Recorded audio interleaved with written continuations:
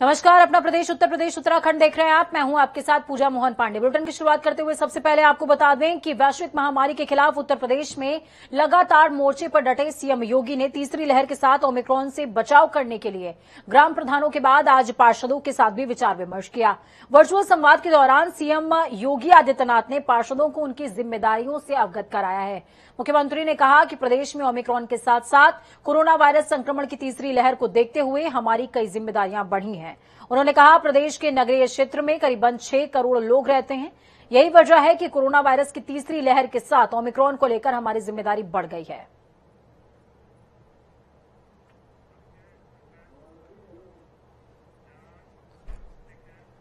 वहीं समाजवादी पार्टी के राष्ट्रीय अध्यक्ष अखिलेश यादव अपने पिता और सपा संरक्षक मुलायम सिंह यादव के संसदीय क्षेत्र मैनपुरी की करहल विधानसभा सीट से चुनावी ताल ठोकने वाले हैं। अखिलेश की आजमगढ़ गोपालपुर सीट से चुनाव लड़ने की अटकलों पर विराम लग चुका है, लेकिन इस पर अब विराम लगा दिया गया है। हालांकि इस बात की पहले चर्चा थी। वहीं दूसरी ओर सीएम योगी आदित्यनाथ जिस गोरखपुर शहर सीट से चुनाव लड़ रहे हैं, वहां से अब भीम आर्मी के अध्यक्ष चंद्रशेखर आजाद भी अपनी किस्मत आजमा रहे हैं।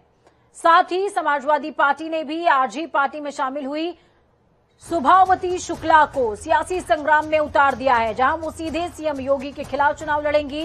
वहीं अखिलेश करहल से चुनाव लड़ने के निर्णय पर भाजपा प्रवक्ता राकेश त्रिपाठी ने भी तीखी प्रतिक्रिया दी है। क्या कुछ कहा, सुनिए।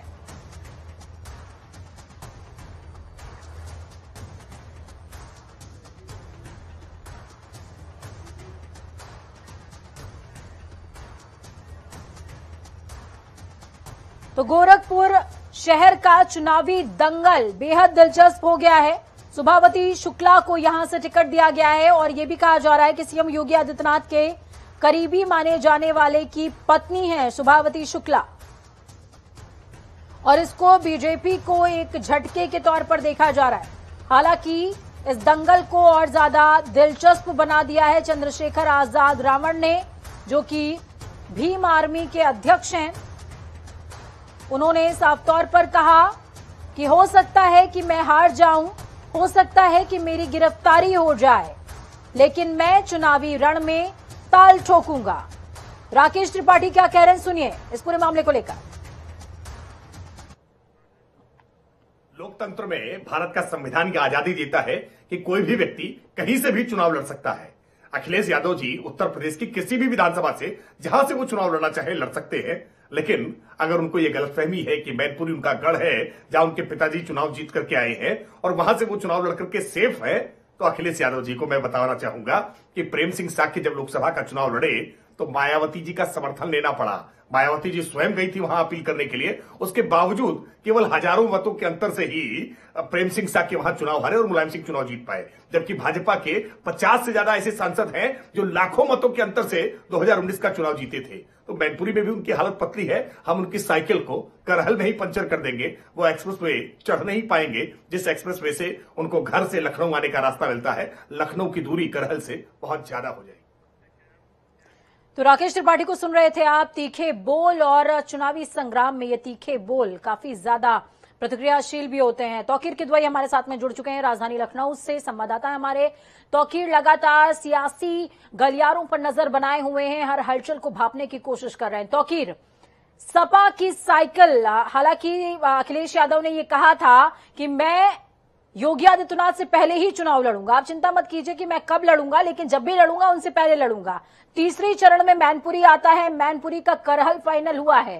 राकेश त्रिपाठी कह रहे हैं कि करहल में ही साइकिल को पंचर कर देंगे।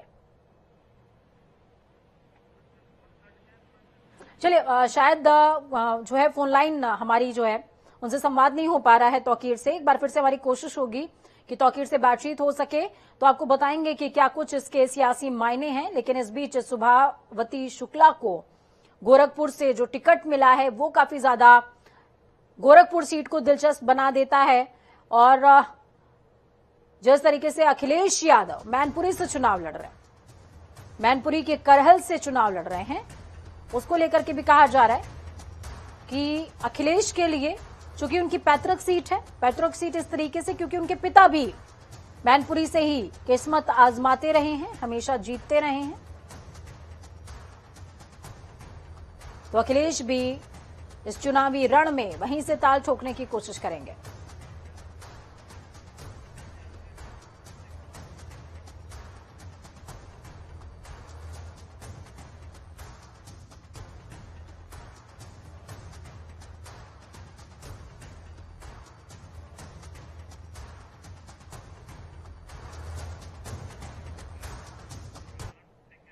तो सूबे में सियासी दंगल लगातार जारी है। उत्तर प्रदेश में विधानसभा चुनाव में पहले चरण का मतदान शुरू होने से पहले समाजवादी पार्टी को परिवार से ही दूसरा झटका मिला।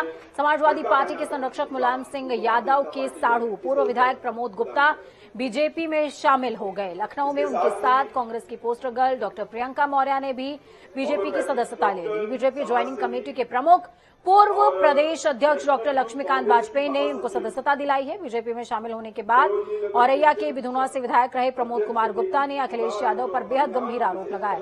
मुलायम सिंह के साढ़ू प्रमोद गुप्ता ने कहा, अखिलेश यादव ने तो नेताजी को बंधक बनाकर रखा है और समाजवादी पार्टी में तो गुंडों का ही बोलबाला है।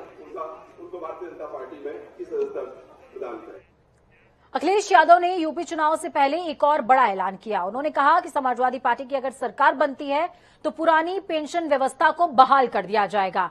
ये समाजवादी पार्टी के घोषणा पत्र में शामिल किया जाएगा। 2005 से पहले कर्मचारियों को मिलने वाली पुरानी पेंशन व्यवस्था लागू होगी। अखिलेश यादव ने कहा कि बीजेपी परिवारवाद का आरोप लगाती है, लेकिन कम से कम हमारे परिवार को तो ले रही है। वहीं सपा के मुखिया ने कहा कि हमारी पार्टी जो कहती है वो करती है। आपको कथनी और करनी में कहीं भेदभाव नजर नहीं आएगा। उन्होंने कहा, सपा सरकार में नेताजी ने यश भारती सम्मान दिया था, उसे फिर शुरू करेंगे। नगर भारती सम्मान भी देंगे और उम्रदराज कर्मचारियों के सपोर्ट और सोशल सिक्योरिटी के लिए पुरानी पेंशन व्यवस्था बहाल की जाएगी। समाजवादी सरकार में नेताजी ने यश भारती से प्रदेश के लोगों को सम्मानित करने का काम किया था, जिन लोगों ने भी अपने क्षेत्र में उत्कर्ष और अच्छा कार्य किया था। इसलिए आज समाजवादी पार्टी इस बात को अपने घोषणा पत्र में शामिल करेगी। समाजवादी पार्टी का जब घोषणा पत्र आएगा, यश भारती सम्मान फिर से शुरू किए जाएंगे और इसी तरह जिला स्तर पर हर साल नगर भारती सम्मान दिए जाएंगे कि जहां कर्मचारियों की सोशल सिक्योरिटी की बात है, उनकी सोशल सिक्योरिटी और इतनी सेवा के बाद उनके सम्मान के लिए, और जब उम्र ज्यादा हो रही, क्योंकि इधर उम्र भी लाइफ एक्सपेक्टेंसी बढ़ी है, उम्र बहुत हो जाती है, तो उनके लिए जो सपोर्ट होना चाहिए, सपोर्ट के लिए, उनके रिस्पेक्ट के लिए और सोशल सिक्योरिटी के लिए समाजवादी पार्टी ने फैसला लिया है कि पुरानी पेंशन व्यवस्था की बहाली होगी जब समाजवादी सरकार उत्तर प्रदेश में बनेगी। वित्त विहीन शिक्षकों को हम सम्मानजनक मानदेय की सहायता अतिरिक्त रूप से प्रदान करेंगे। समस्त तृतीय और चतुर्थ श्रेणी के कर्मचारियों को जहां तक संभव हो सकेगा गृह जनपद उसके निकट के जनपदों में तैनाती कराने का फैसला लिया जाएगा। समाजवादी पार्टी जो कहती है वो करके दिखाती है। करनी हमारे कहीं भेदभाव आपको नजर नहीं आएगा, कथनी और करनी में। चलिए तौकीर के पास चलेंगे, राजधानी लखनऊ से जुड़े हुए हैं, सवाल उनसे वही पुराना रहेगा। तौकीर, जिस तरीके से अखिलेश यादव मैनपुरी सीट की करहल सीट से, माफ कीजिएगा, मैनपुरी के करहल से चुनाव लड़ने का उन्होंने ऐलान किया है और अपने एक संबोधन में उन्होंने कहा भी था कि जब भी वो चुनाव लड़ेंगे योगी आदित्यनाथ से पहले ही लड़ेंगे, यानी कि पहले के चरणों का वहां पर जिक्र हुआ था। तीसरे चरण में मैनपुरी आता है और साथ में कितना सेफ लगता है, क्योंकि मुलायम सिंह की पैतृक सीट हमेशा से रही है, ये क्षेत्र हमेशा से उनका पैतृक क्षेत्र रहा है, गढ़ कहा जाता है मैनपुरी समाजवादियों का, तो कितना सेफ अखिलेश यादव के लिए? देखिए, कहीं ना कहीं अखिलेश यादव जिस तरह की बयानबाजी कर रहे थे मुख्यमंत्री योगी आदित्यनाथ के लिए कि वो गढ़ अपने वापस गए हैं, गोरखपुर इसीलिए चुना गया ताकि सेफ साइड खेला जा सके। अब कहीं ना कहीं अखिलेश यादव भी उसी तरफ नजर आ रहे हैं, वो भी सेफ साइड खेलने के लिए ही मैनपुरी पहुंचे हैं, क्योंकि ये पूरा कुनबा जो अखिलेश यादव का परिवार का कुनबा है वो इन्हीं सब जगहों से ही चुनाव लड़ता आया है। मैनपुरी हो, इटावा हो, सैफई हो, जसवंत नगर है, गुन्नौर है, ये ऐसी विधानसभा सीटें हैं जहां से ये परिवार चुनाव लड़ता आया है, यानी कि परिवार के लोग चुनाव लड़ते आए हैं। तो कहीं ना कहीं एक बार फिर अखिलेश यादव अपने उसी बयानबाजी में फंसे नजर आ रहे हैं जो उन्होंने दूसरों के लिए अपनाई थी। फिलहाल वो अपने मैनपुरी, जो गढ़ कहा जाता है, वहां चुनाव लड़ने का ऐलान कर चुके हैं। अब देखना ये होगा कि आने वाले समय में जो और सीटें हैं इनकी, उसमें और परिवार के लोग कितना टिकट पाते हैं और उन जगहों पर नजर आते हैं। तो आखिर मैं आपसे ये गणित भी समझना चाहूंगी। गोरखपुर से सुभावती को दिया गया है टिकट, सुभावती शुक्ला को दिया गया है। अभी अभी उन्होंने समाजवादी पार्टी ज्वाइन करी, साइकिल पर सवार हुई और उनकी साइकिल को रफ्तार भी मिल गई। बड़ी बात यह है, ये कहा जा रहा है कि योगी आदित्यनाथ की करीबी की पत्नी है सुभावती। इसमें कितनी सत्यता है और इससे बीजेपी को कितना नुकसान? उपेंद्र तिवारी की पत्नी है सुभावती। देखिए, उपेंद्र तिवारी करीबी तो कहलाते हैं क्योंकि उनका जो भारतीय जनता पार्टी से पहले जुड़ाव रहा है। इसके अलावा राधा मोहन दास जो वहां के मौजूदा विधायक हैं, उनको लेके भी कयास थे कि वो समाजवादी पार्टी में शामिल हो सकते हैं और सदर सीट से वो खुद अब भारतीय जनता पार्टी के अलावा छोड़कर समाजवादी पार्टी की टिकट पर चुनाव मैदान में हो सकते हैं, मुख्यमंत्री योगी आदित्यनाथ के खिलाफ चुनाव लड़ सकते हैं। लेकिन फिलहाल उपेंद्र तिवारी की जो पत्नी है, उनका नाम सामने आ चुका है। तो ये भी एक तरीके से दांव है, अखिलेश यादव का बड़ा दांव माना जा रहा है क्योंकि उसी खेमे से उन्होंने एक आदमी को निकालकर मैदान में उतारा है।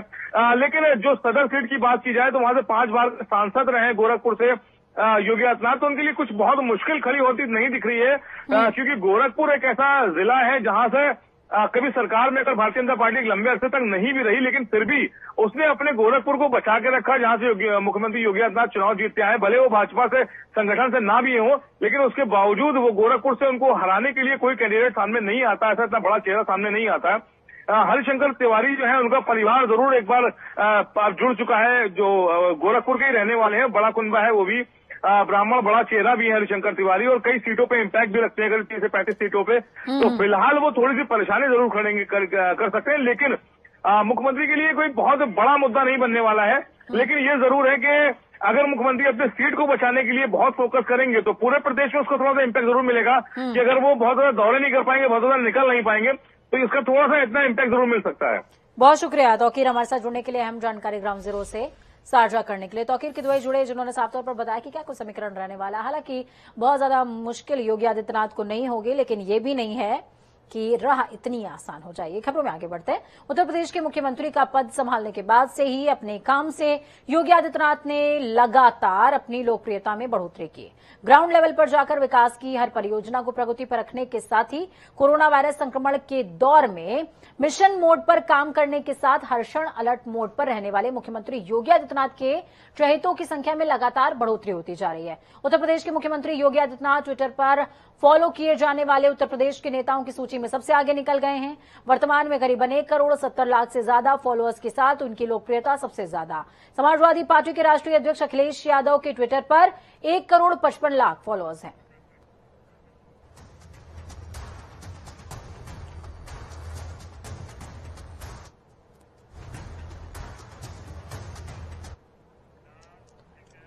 तो चलिए खबरों में आगे बढ़ते हुए आपको बताएं, उत्तराखंड विधानसभा चुनावों के लिए भाजपा ने प्रत्याशियों की सूची जारी कर दी। केंद्रीय नेतृत्व ने पहली सूची में 59 सीटों पर प्रत्याशियों का ऐलान किया। मुख्यमंत्री पुष्कर सिंह धामी खटीमा से चुनाव लड़ेंगे, उनके नाम पर मुहर लग गई है। बुधवार को दिल्ली में हुई पार्टी की केंद्रीय चुनाव समिति की बैठक में प्रदेश भाजपा की ओर से भेजे गए दावेदारों के पैनल पर चर्चा की गई थी। इनमें ज्यादातर सीटों पर सहमति बनी। प्रदेश चुनाव प्रभारी प्रहलाद जोशी ने गुरुवार को पत्रकार वार्ता में 59 सीटों पर उम्मीदवारों के नामों का ऐलान किया। वहीं भाजपा ने उम्मीदवारों की पहली सूची में 59 प्रत्याशियों के नामों का ऐलान किया है। इस बार करीबन 10 नेताओं के टिकट काटे गए, उनमें से कुछ ने बगावत शुरू कर दी है। कर्णप्रयाग विधानसभा से टिकट न मिलने पर भाजपा के वरिष्ठ नेता टीका प्रसाद मैखुरी ने पार्टी के विरोध में चुनाव लड़ने का ऐलान किया। वहीं भाजपा के वरिष्ठ नेता पूर्व दर्जाधारी जगवीर सिंह भंडारी ने यमुनोत्री विधानसभा क्षेत्र से भाजपा के अधिकृत प्रत्याशी के खिलाफ चुनाव लड़ने का निर्णय लिया है। अजीत काम्बोज हमारे साथ में जुड़े हुए हैं लाइव ग्राउंड जीरो से। अजीत, जिस तरीके से दोपहर में हमारी आपकी बातचीत हो रही थी, हम लगातार कह रहे थे कि दिलीप सिंह रावत को सीट देते हुए कहीं ना कहीं बगावती सुरों को दबाने का काम बीजेपी ने किया, लेकिन उनका क्या, जिनके टिकट कटे अब वो बगावत कर रहे हैं? बिल्कुल पूजा, आपने ठीक कहा। अगर उत्तराखंड भाजपा की बात की जाए तो लगभग आधा दर्जन सीटों पर बगावत की बात सामने आ चुकी है, जो खुलकर या तो फेसबुक के माध्यम से या स्थानीय स्तर पर जो हमारे संवाददाता जानकारी दे रहे हैं, लगभग आधा दर्जन सीटें ऐसी हैं जहां पर भाजपा ने टिकट घोषित की है और उन सीटों पर अब बगावत होने लगी है। और उम्मीद है कि कल जब नया दिन शुरू होगा तो उसके साथ ही भाजपा प्रदेश मुख्यालय पर तमाम हो हल्ला होता हुआ भी नजर आएगा। भाजपा ने कोशिश जरूर की है 59 सीटों पर कि किसी भी तरह का यहाँ पर डैमेज ना हो और उसको कंट्रोल करते हुए टिकटों का ऐलान किया। उनका अच्छा जनाधार है तो वो बड़े प्रत्याशी यहां पर साबित हो सकते थे और सीधे तौर पर अब वो निर्दलीय प्रत्याशी के तौर पर या फिर भाजपा के अधिकृत प्रत्याशी के खिलाफ चुनाव लड़ने का पूरी अजीत, मैं आपसे ये भी समझना चाहूंगी कि उनके निर्दलीय चुनाव लड़ने से कितना इम्पैक्ट वर्तमान जो प्रत्याशी हैं उनके वोट बैंक पर पड़ने वाला है।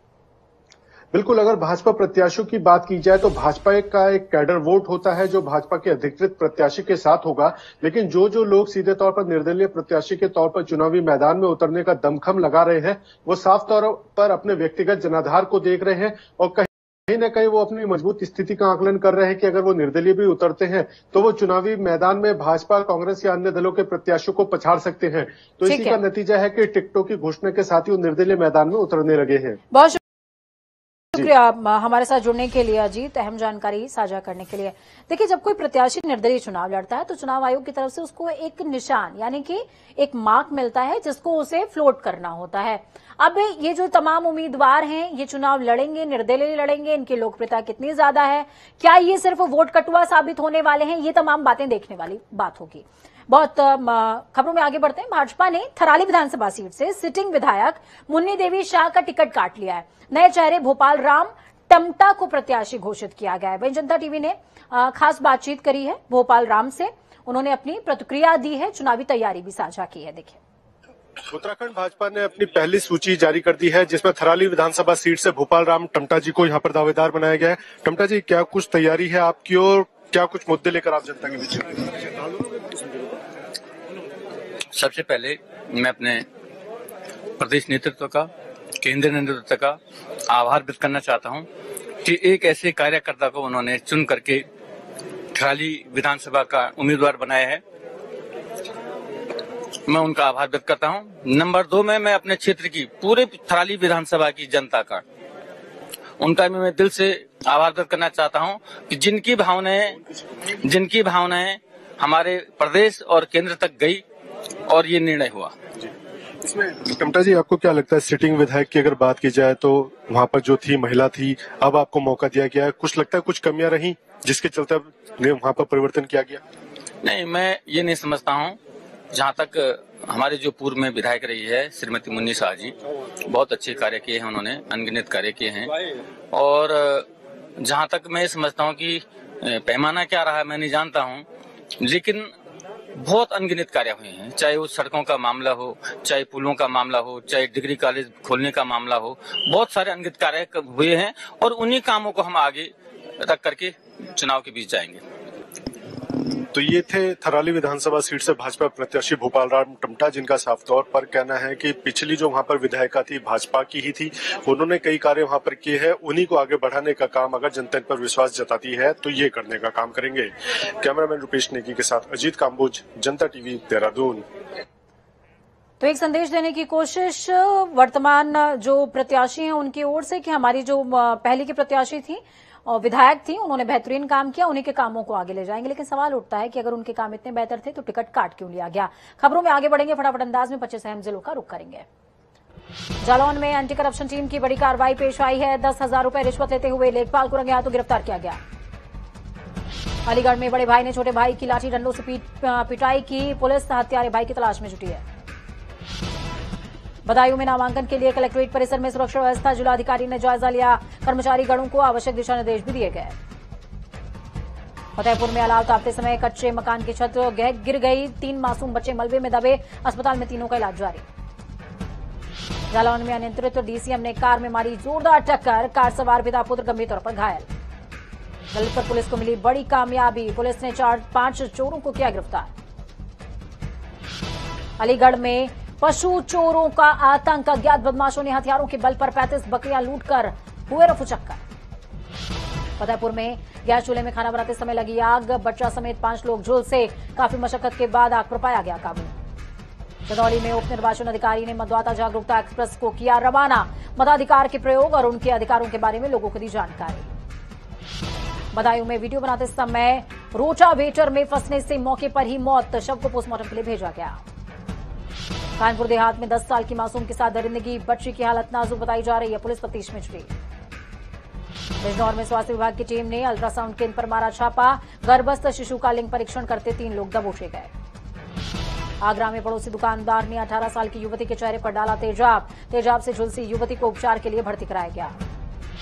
बिजनौर में आरएलडी प्रत्याशी मुंशी रामपाल ने की चुनावी जनसभा, सपा जिला अध्यक्ष और रालोद प्रत्याशी सहित 400 के खिलाफ हुआ केस दर्ज। फतेहपुर में संदिग्ध अवस्था में नदी में कूदा युवक हुआ लापता, पुरानी रंजिश के चलते 2 साल पहले युवक का पड़ोसियों से हुआ था विवाद। लखनऊ में कार ने बाइक सवार को मारी जोरदार टक्कर, मौके पर बाइक सवार की हुई मौत, गाड़ी के भी उड़े पर खच्चे। फर्रुखाबाद में भारतीय जनता युवा मोर्चा मंडल अध्यक्ष की कार पर दबंगों ने की ताबड़तोड़ फायरिंग, पीड़ित की कार में धंसी कई गोलियां। बाराबंकी में कोविड प्रोटोकॉल की उड़ी धज्जियां, भीड़ लगाकर विधायक ने महिलाओं पर की पुष्प वर्षा। ललितपुर में ग्रामीणों ने दी चुनाव बहिष्कार करने की चेतावनी, आजादी के बाद अब तक गांव में सड़क का नहीं हुआ निर्माण, नाराज हैं ग्रामीण। हरदोई में भाजपा नेता ने भीड़ जुटाकर बिना कोविड नियामक के नुक्कड़ सभा की, सर्वेश जनसेवा समेत 50 से 60 लोगों पर दर्ज हुई एफआईआर। बदायूं में होमगार्ड का पकौड़ी विक्रेता से गाली गलौज और पिटाई करने का वीडियो हुआ वायरल, सर्दी में अलाव जलने के लिए उपले मांगने पर हुआ था विवाद। बाराबंकी में एसडीएम कार्यालय में जमकर हुआ हंगामा, टाउन एरिया के अभिलेखों की गड़बड़ी दुरुस्त करने की मांग पर हुआ विवाद। नोएडा में पौष इलाके में दिन दहाड़े बदमाशों ने की लूट, लगभग 10 लाख कीमती जेवरात, 2 टैबलेट कीमती सामान लेकर फरार। शाहजहांपुर में कार से 19 लाख रुपए का 515 ग्राम सोना बरामद, सोने को कब्जे में लेकर पुलिस कानूनी कार्रवाई में जुटी। जौनपुर में तेज रफ्तार कार ने बाइक सवार युवक को मारी जोरदार टक्कर, बाइक सवार युवक बुरी तरीके से जख्मी।